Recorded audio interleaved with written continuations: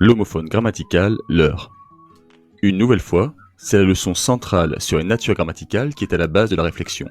Le mot leur peut en effet avoir trois natures grammaticales différentes. Pronom personnel, il est toujours placé devant un verbe, et il est alors invariable, il ne prend jamais de S. C'est le cas dans la phrase « il leur a parlé pendant 1 heure ». Il est en fait inutile de mettre un S à l'heure car le mot change en passant du singulier au pluriel. S'il n'y avait qu'une seule personne, cela donnerait « il lui a parlé pendant 1 heure ». Ajouter un S est donc inutile. S'il y a une seule chose à retenir dans cette leçon, c'est que l'heure placée devant un verbe ne prend jamais de S.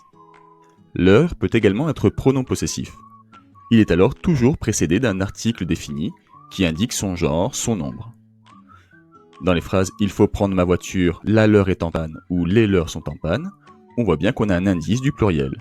L'article « la » signale le singulier, l'article « les » signale le pluriel, et il faut alors mettre un S. Cet indice doit toujours être observé. Pour finir, et c'est là que les choses se compliquent, l'heure peut être déterminant possessif. En tant que déterminant, il est toujours placé devant un nom, et il s'accorde en genre et en nombre avec celui-ci. Si l'accord de l'heure dans ce cas de figure reste pour vous un mystère, suivez bien l'astuce qui suit.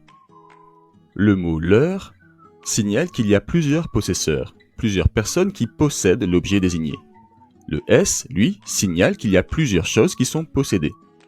Pour savoir s'il faut mettre un S ou pas, envisagez donc qu'il n'y ait qu'un seul possesseur, et remplacez l'heure par son, sa ou ses.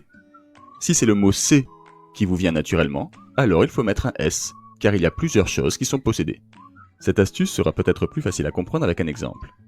Les voisins ont pris leurs clés, puis sont entrés dans leur maison. Pourquoi y a-t-il un S au premier leur et non au second? Faisons le test. Mettons le possesseur au singulier. La phrase va changer. Le voisin a pris ses clés, puis est entré dans sa maison. On utilise le mot c'est, car on imagine un trousseau, il y a plusieurs clés, cela semble logique, il faut donc un S.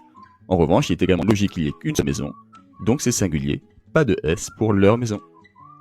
Il s'agit de faire appel à la logique, au contexte de l'emploi du mot.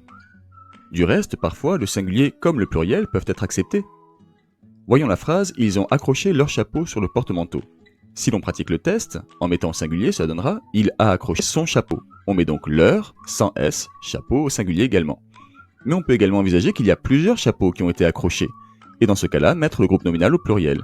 Les deux sont acceptables. C'est une question de point de vue. Un dernier exemple pour illustrer la façon dont la logique peut être sollicitée dans cette réflexion. Un jour, ils oublieront leur tête. C'est le singulier qui s'impose. On part du principe que chaque personnage n'a qu'une seule tête, ce qui ne serait pas impliqué par un pluriel. Ils oublieront leur tête avec un S, donnerait l'impression qu'ils ont plusieurs têtes, ce qui n'est pas envisageable. Sauf à parler d'un monstre mythologique, mais vous remarquerez que c'est quand même un cas particulier.